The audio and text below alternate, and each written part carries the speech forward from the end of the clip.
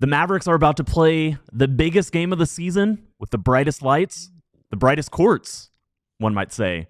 I'm Tim Cato from DLLS. I'm the lead Mavericks analyst. And we've got Nick Angstadt from Locked on Mavericks. If you like this video, be sure to subscribe to our channel. But yeah, we're here to talk about Tuesday's game against the Oklahoma City Thunder. The Dallas Mavericks, like this is the moment. You know, this is for whatever you think about the NBA Cup in this in-season tournament that the NBA has come up with. It is unquestionable that it has led to a game that feels a bit more important than a regular season game. I think so. I feel like this game has stakes in a way that, you know, sure, any matchup between the two teams that I think are the best two teams in the Western Conference, the two likeliest teams to face each other in the conference finals, that's always going to have stakes. But this has something special to it, and the players have even said as much, that they want to go to Vegas, that they feel like these games, you know, at least like the last group stage game that, you know, was win and in or lose and out. They felt like that game, you know, had a bit more of a playoff vibe to it. So I guess just vibe check. Where are you feeling? You know, we're recording this Monday. I'm not sure when you're listening to this, but we're a little bit more than 24 hours away from this game. How do you feel about it, Nick? I'm feeling good about it. I think that this game, it does have a sense of a measuring stick type where you have the two teams that a lot of people think are the two best teams in the West. They met last year in the playoffs. The Mavs got a win. A lot of Thunder fans, and I'm sure Thunder players were like, we were not too far away from winning that series. And if a couple things go our way this year, it goes a different direction. We think we're better than that team. And so I'm sure this Thunder team wants to prove that they're better. They've already lost one of the games this season already. And so to get them again, now you get another shot and another opportunity. And they have Isaiah Hartenstein now. They actually have a center, which is a really big deal for the Thunder. And then as far as the NBA Cup goes, there's stakes there. I found it interesting what Jalen Brunson said about the Cup the other day, that he wants to win it for the end of the bench guys that actually get, you know, the money is actually kind of life-changing for them if they win the NBA Cup. And I kind of think that that's pretty great. And for this Mavs team, how good their chemistry has been, how ingrained some of those young guys feel with the rest of this team, that the older Mavs would want to win it for those guys. I feel like that could also come into play here. And so I hope that they come and they play this like a playoff atmosphere. And I hope it's something like that, because the regular season needed some of these games. And I think we're getting some of them. Yeah, I like that. I think that's good perspective for a max player, someone making $40 million. Sure, $500K is maybe you know, it's not as important as it is to somebody making the minimum, where this really does matter. It stands out. The game's going to look a little bit different than the last game these two teams played. That was a game where the Thunder had no big men. Now Isaiah Hartenstein is back. He played 29 minutes in the Thunder's last game. One thing I do like is that, you know, Dallas won the last game, but they were on the second night of a back-to-back. Everything is a bit more normalized. Both teams actually have a couple days off leading into this game. Both teams are healthier. We'll get to that. Obviously, Chet Holmgren is out. Actually, we'll just say it right now. Now, a big question for Dallas is that now PJ Washington and Naji Marshall are both listed as questionable. That would be a huge absence. They need at least one of those players to, you know, Maxi Kleber has already been ruled out along with Jaden Hardy. So if all three of those players are out, Maxi for sure, if PJ Washington and Naji Marshall end up missing, all of a sudden, you know, it's almost like the tables are flipped. Yes, Dallas is going to have their centers, but they're going to be the smaller team, or at least feel smaller. And a lot of that bully ball, a lot of that big man, you know, is big man do dunk, you know, big man rebound, rah. You know, a lot of that stuff that led them to the win last time is not going to be able, you know, there for them. I guess just like how would Dallas survive if PJ Washington or you know, PJ Oklahoma, as we call him over here at this program, like, is there a way to survive without him? Is this Mavs team going to survive this sickness in general? Like as it's humans? Like a plague. Like, what's going on? Naji has been sick for over a week, it feels like. PJ has now got it. It feels like everybody on this team has gotten this illness at some point. They just keep writing illness on the injury report. I think it's the funniest thing. The thing about PJ Washington against the Thunder, or PJ Oklahoma, is that the Thunder have played these 6'5", 6'6" wings at 4. They've tried to get away with that, with playing a Jalen Williams there, with playing a Aaron Wiggins there, or somebody like that. And PJ has come in and been the Mavs' big advantage over them because of his size. Literally big, yeah. Literally, like he can get his shot against any of those guys, and then stepping out and hitting the threes is sort of the extra that's been added onto it, where if he gets some early touches, gets some buckets to go early, then all of a sudden his 3-point shot looks a lot better. And for some reason, he's super confident against the Thunder. But yeah, if the Mavs don't have that, then it's just the same against the same. Then all of a sudden you need to win those backup Daniel Gafford against a non-center lineup minutes in a big way in order to win that matchup. So yeah, that PJ Washington would be a really big out in this one, but Naji would too. I would love to see these two teams fully healthy. They're not going to have Chet, obviously, but I just love to see these teams fully healthy play each other again to actually see where they are, because that would feel a lot more like a measuring stick game where I would really feel a lot is on the line in a game like this. But in this one, it's still like, all right, well, we just still have to wait and see. We still haven't even seen Chet and Hartenstein play together, and that's a big question I have for the Thunder is, can those two guys play together? How much do they, and will it work against the Mavs? Yeah, I don't want asterisks. I want this to be a playoff preview. The playoff preview that a lot of, like, as we stand right now, anything can happen, but it sure looks very likely as a potential playoff.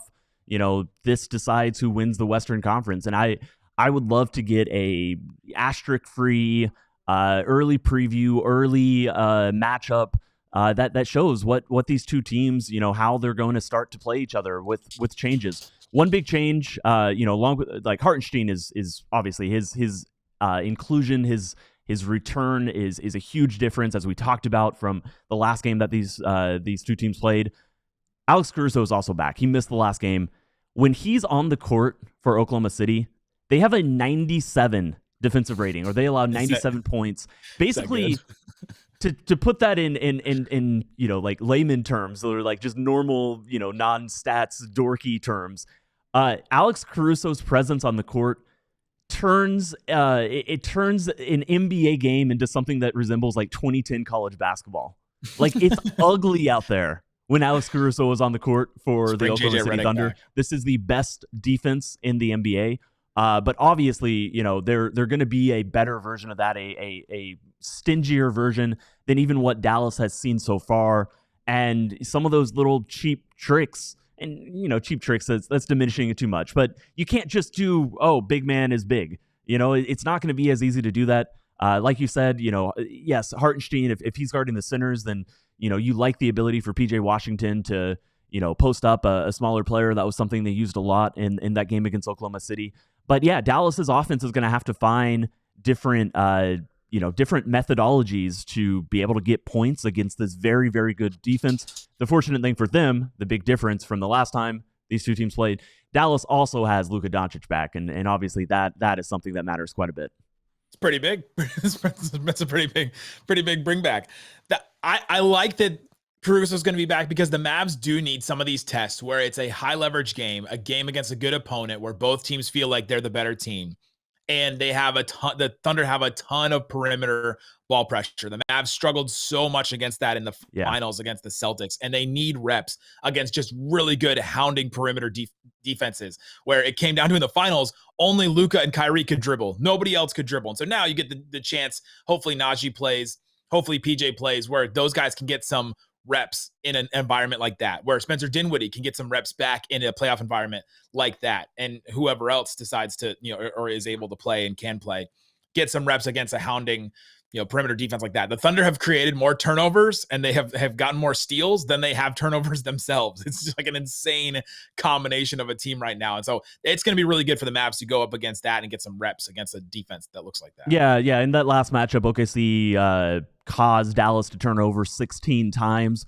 Luka is the ball security, ball pressure relieving guy. And it was no surprise that even though Dallas played a great game and won that game, it was no surprise that they turned it over a little bit. Luka is the guy who is the solution to all this ball pressure. I mean, OKC is still going to manage to do it. Like, this is a ball hunting team. They're very talented in that regard, but having Luka out there just solves a lot of the problems. It doesn't even matter if he turns it over a few times himself.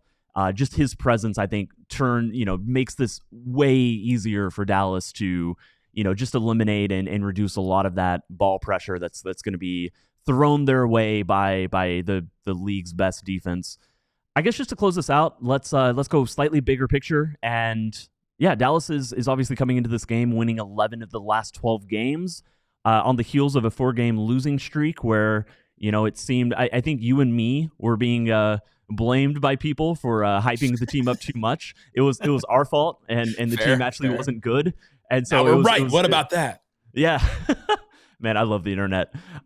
So yeah, is this winning streak surprising to you, or is this just kind of what you expected all along from this Dallas Mavericks team, as we enter the season having really high expectations for them?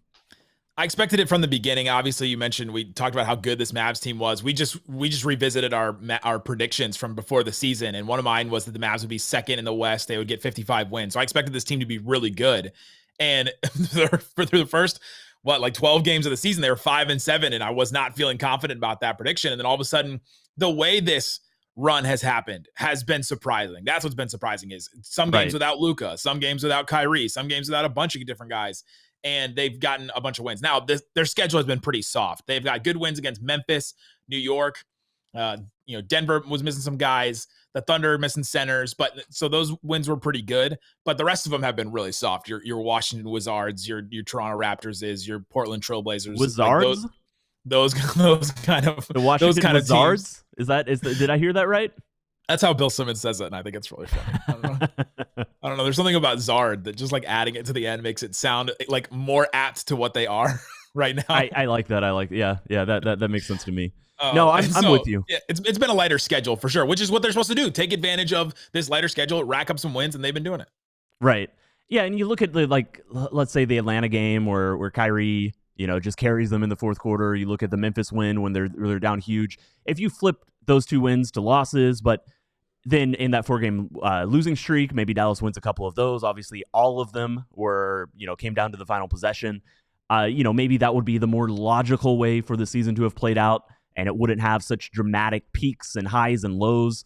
But functionally, this team is sitting about where we expect them to be, I believe. And yeah, this is a good team. This is a very good team. This is the deepest team, I think, of the Luka era. And Luka's bought into it. I think that's as important as anything, is that Luka is willing to look at the makeup of this roster and recognize that, yeah, there is more talent, that he isn't being asked to do quite as much. He's still the team's best player. He's leading them everywhere, and Kyrie is the team's second best, second most important player, second best player. But, I do think that, a lot of this team's depth, a lot of this team's strengths, a lot of this team's vision, from the front office this summer and how they built this roster has come to fruition over this winning streak. And, I think that has to be a great feeling if you're a Mavericks fan. Luka is not even top 5 in usage this season. So, and his usage is way down from when it was close to 40. I mean, it's at 32% right now. So it's been way down. And so, yeah, I mean, the thing about this Dallas Mavericks team, you've been around them long enough, Tim, to know they never do anything the way that you expect, or the way that they're supposed to. It's always in bunches. It's like, all right, if we're going to be bad, we're going to be bad in the clutch for a bunch here and lose 4 games in a row. If we're going to be good, we're going to be good in a bunch and win a bunch of games in a row. They just, all the drama and everything always comes in bunches, which I appreciate as somebody that does Mavs content. I love the confusion. I love the switch up. It's always fun. Nick, thanks for doing this. Definitely go check out our friends at Locked On Mavs. It's Nick every day. It's Isaac Harris. It's Slightly Biased. It's a rotating guest. I pop on there. The DLLS crew pops on there. And check it. It's Slightly Biased the person, not Slightly Biased that we are slightly biased, even though we probably are. Slightly Biased the person. the very mysterious blonde-haired man. And if you like this video, comment with a prediction of what you think is going to happen tomorrow night against Oklahoma City. Like and subscribe to the channel, and we will see you soon. We all silly like the mayor.